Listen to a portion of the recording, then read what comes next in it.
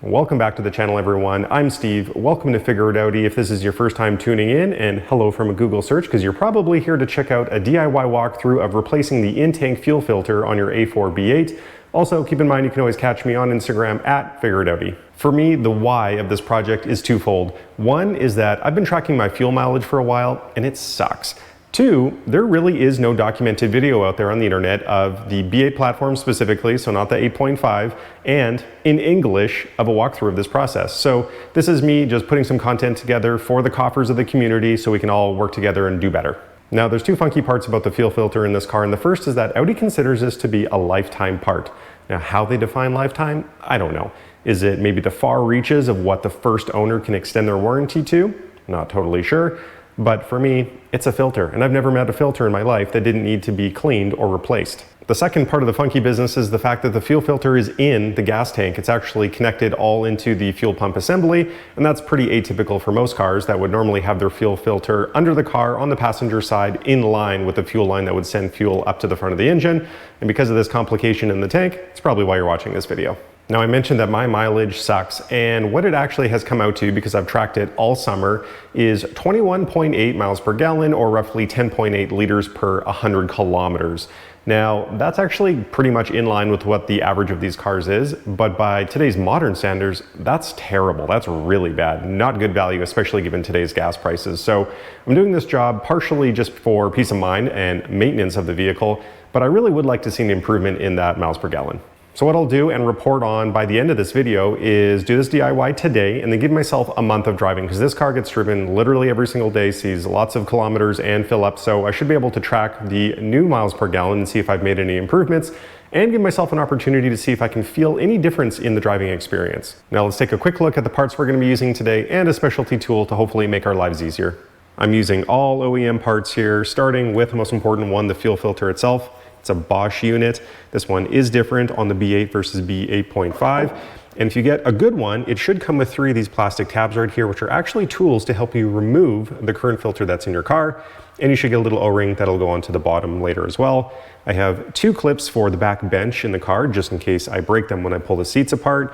And then I have a nut. It's kind of hilarious. The OEM part is called a union nut. And yeah, I guess this is a form of a nut. It's pretty damn big. And then a seal to go under it. And then what I'll be trying to use today to get this nut off is one of these fuel filter seal removal tools. It's better than hammering away with a chisel and a hammer, although if you're replacing your nut, it doesn't really matter anyways, but I'm gonna try to do it the right way. Okay, let's get started. But before we go digging into the back seat, we wanna do a couple of things to help us make less of a mess and prep the fuel system. So first of all, you should probably do this job with not very much fuel in your tank, as little as possible. I'm doing this today with a little over a quarter, which is probably too much, but I'm already into it now, so I'm gonna do that. And the next thing we wanna do is try to relieve a little bit of the vacuum or pressure in the lines, again, not to make too big of a mess when we start pulling things apart. And the first thing I'm gonna do is actually just run the lines dry up to the engine. And what I'll do is pull the fuse in the panel to do that, start the car and just let it run out of gas essentially. And to do that, it's pretty simple. Just take a nice, safe trim removal tool like that, take your little side panel, pop it out right here, read your menu. It basically says that in the brown carrier, which is in the middle here, third from the top, 25 amp fuse, it's for the fuel pump, so that's pulled out. It'll run for a couple seconds, RPM's dropping. Lines are emptying, injectors don't have much to spray. Should start stuttering pretty soon. Yep. There you go.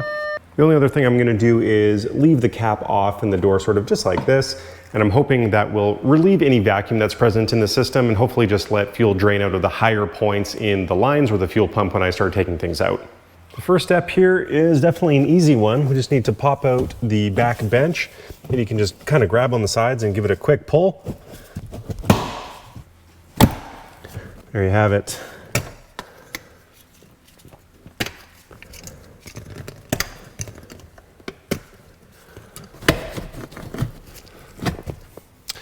And we have some vacuuming to do. Both of the plastic grommets absolutely exploded, and I'm not fussed at that at all because that is exactly why it's advised that you buy 2 more before you start this project. Now go ahead and just lose the 3 Phillips head screws holding this cover down on top of the fuel pump. As always, it's very helpful to be observant and take pictures when you get into a project, and I've noticed two things here I want to share with you. One is that there is a white arrow on the fuel pump assembly itself, not on the union nut, and that coordinates with this little black marking down at the back here. So when the fuel pump assembly goes back in, it has to be clocked to that position, which is also why it's good to mark where your final position of the fuel pump assembly with the union nut actually is, and that's why there's a green mark here, so I'll keep that in mind. Now for the connectors, the first two are your typical VAG style connectors, and you don't have to worry about fuel spilling out on these guys. And for entertainment purposes, I'll let you watch me take these off, because usually it's a pain in the ass. It's a push down, pull in the tab. Oh my God, that one came off so easy. That never happens. Can we go 2 for 2? Let's see. Down, in, pull. Ugh. Oh, there we go. All right, with the wiring harness out of the way, I've prepped for Fuel-mageddon, and this is typically where things get a little messy. So these connectors are different than the electrical ones. This is a push down, and then there is a tab on the front that you just push in, and that releases a barb, and then up we go just like that. Now we get to have some fun. Let's see if this tool works. The principle is really simple. Curved feet to go around the curved edge of the union nut. There's a little slot in the middle so it can jump around the ridges that are on there. Use the wing nuts to adjust where the feet actually land. Let's see, let's make sure there's lots of clearance. Maybe I'll go here. Tighten the wing nut down. And over here. Socket goes in the top. There we go. Oh. You know what? I might use a breaker bar for this. Okay, I tightened the hell out of it. I got the stance, I got the grip. Nope, I don't think this thing has enough grip. I think you need one that has more than 2 arms on it. I hate this. We'll do it the old-fashioned way.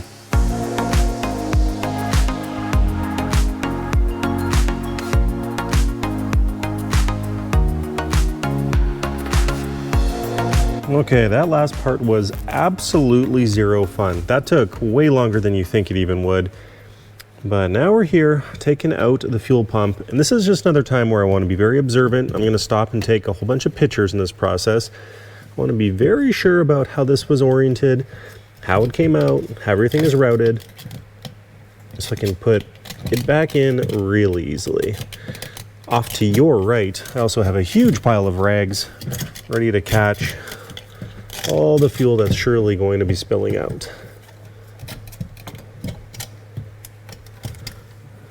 Okay, picture time. It's time to make use of these little tabs and remove the filter. This is the perfect view for you. There's going to be 3 of these on the outside, and just take the tabs. They're just meant to push up and release the filter. A 1-a, a 2-a.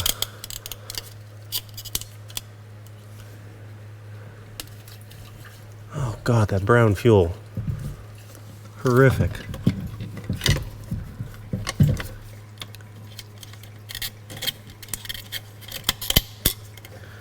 And now, touchdown.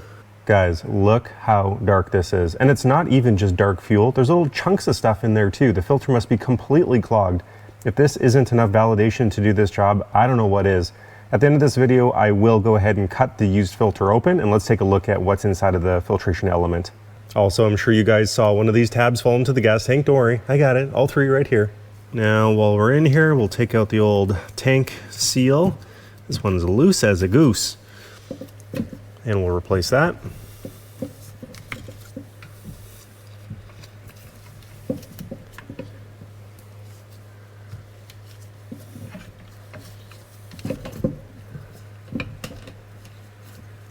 All right, looks like new ones are loose as a goose too. It's okay, fresh rubber is good.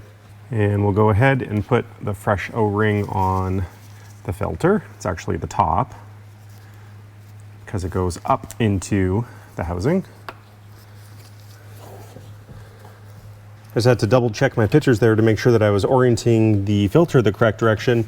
And what I was reminded of was 2 things. So the 2 goalposts here that I'm calling them, all the wires go through the goalposts, and then the little nozzle here on the filter should be pointing towards the front of the car, which means you need to install it like so.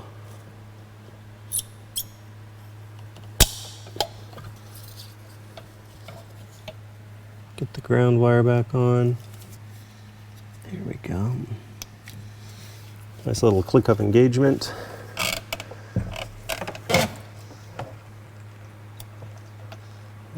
Fuel everywhere. This goes up, curls like so.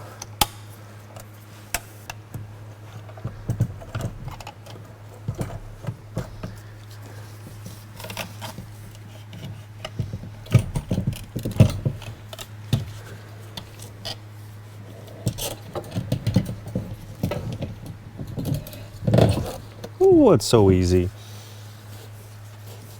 And then the way to double check that you routed everything correctly and there's no weird contact down there, you can just take the whole assembly, give her a little wiggle, and it should be able to settle right down into its locating tabs, which is right over here. Arrows line up with the notch from before, and I know that I'm good to put the new union nut down now. Speaking of which, to make sure that I clock the new union nut to factory torque settings, what I've done is just transferred over the mark. So right here is the same as the green one that used to be right here. And you can tell it's going to be in the same spot because there is a very unique 3 little lines up at the very top here on both of them. So I know that is exactly where it needs to be. So I will line that up with the green mark and I'll know that I'm good. Pro tip that I learned when I was doing the installation here, you see the 3 notches once again? The middle notch right here is where the threading starts for the union nut. And it needs to start right about here on the left-hand side where the locating tab is.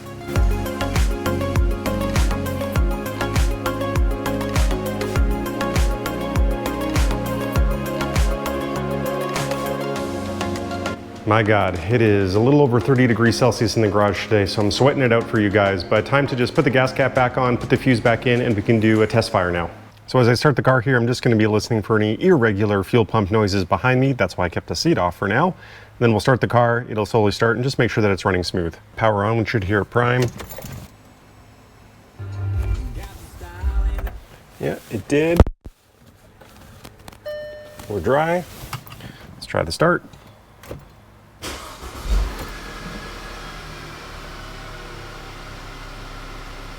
Nice. Okay. And I'm gonna take it around the block for a quick spin, make sure that it's also running okay. Test drive went great, everything's perfect, it's running really well, and it was kind of funny at first. I was like, oh no, I hear the fuel pump making some kind of noise, but it's just the fuel pump. You can't normally hear it when the seat's in, but without the seat there, you totally can, and it does get louder when the RPMs go up and down, so it's totally fine, everything's dry. So I'll spare you the details of me putting those little grommets back in and putting the rear seat back in. Let's take a look at what was inside of that filter. And that magic month has now already passed, which means I have my fuel mileage numbers, but first let's take a look at that fuel filter, which I have already cut open. Step 1 of the breakdown looks like this. I just took my cutting wheel, cut off the bottom of the assembly, and out fell a nice little self-contained Bosch unit. You can see in these better pictures, and it's a model number 957. I call out that model number because it seems like they are individual units that Bosch obviously produces.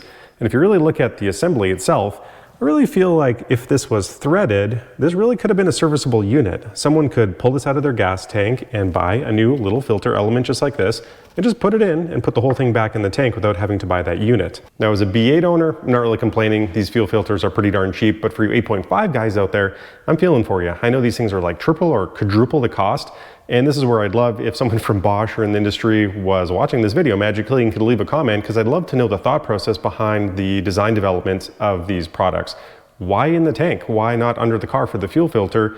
And what's the price discrepancy about? And also, why not make it a serviceable unit? I mean, we can clearly see that the elements are plug and play. They're a mass-produced item. How come we can't just pop a new one in when we need to? Now let's forge ahead. You can already tell that the element is a little bit dirty, but let's pull it apart and get a good look at what is inside of these pleats. With the removal of the filter's pants and hat, we have our dirty element. The first thing I'll point out is there is a date on here. It says 2008 was when this was produced. That adds up. My car's 2009, so that's about when parts would come off the shelf and go onto the car. But the pleats are dirty. Now, what is very dirty versus what brand new might have looked like? I don't know, but I can tell this has gone through the ringer. It's certainly not clean. The car has 172,000 kilometers on it, and I'm willing to bet that that is beyond the shelf life of this product that Audi would have figured and called a lifetime product in the first place. Last, my findings about the mileage. Now, my past averages have come out to 21.4 miles per gallon. And after a couple of fill-ups and calculating my new average, it is at 22.4. That represents almost a 5% increase in fuel economy from changing this filter. So there you have it. Proof positive that with a couple hours of your time on the weekend, maybe a few $100s in parts at most, you can totally successfully do this DIY all by yourself, and you do stand to gain a little bit of fuel economy out of it too. But you saw my filter. Do you think it was that dirty? What happened when you opened up yours? Let me know in the comments section any of your opinions on whether this project is actually necessary or not. So as always, thank you so much for watching. Please do like this video. I'd very much appreciate if you subscribe to the channel as well, and I hope to see you next time.